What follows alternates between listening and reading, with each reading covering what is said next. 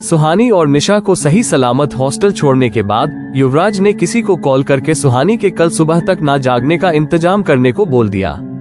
रात को 12 बजने में सिर्फ 10 मिनट बाकी थे और सुहानी अब तक कॉलेज नहीं पहुंची थी।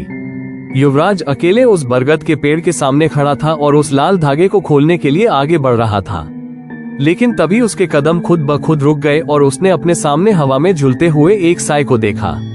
वो काले धुएं की तरह दिखाई दे रहा था और उसका शेप किसी इंसान के जैसा था।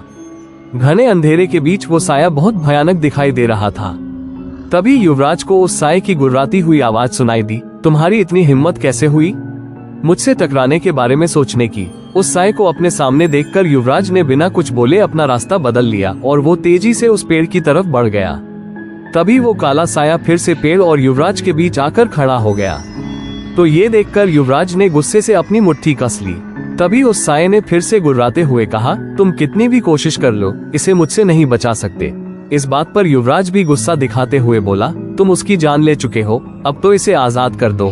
वो साया फिर से गुर्राते हुए बोला, तुम जानते हो ऐसा नहीं हो सकता। उस साये के ऐसा कहते ही युवराज फिर से उस पेड़ की तरफ बढ़ने की कोशिश करने लगा, लेकिन तभी उसे एहसास हुआ कि अब वो अपने कदम आगे नहीं बढ़ा पा रहा है। उसे ऐसा लग रहा था जैसे उसके पैर जमीन से चिपक गए हो। बहुत कोशिश करने पर भी वो अपनी जगह से हिल नहीं पा रहा था। तभी अचानक से युवराज की बॉडी हवा में ऊपर उठने लगी और वो लगभग 15 से 17 फीट की ऊंचाई पर हवा में झूलने लगा। और तभी वो साया युवराज के बिल्कुल करीब आकर बोला, क्या अब भी तुम उस लड़की की आत्मा को आजाद करना चाहते हो? युवराज ने जवाब देते हुए कहा, हाँ, और आज मैं उसे आजाद करके ही रहूंगा। ये कहते हुए युवराज के चेहरे पर डर का कोई भी भाव नहीं था। उसे देखकर ऐसा लग रहा था जैसे उसे अपनी जिंदगी की कोई परवाह ही नहीं है।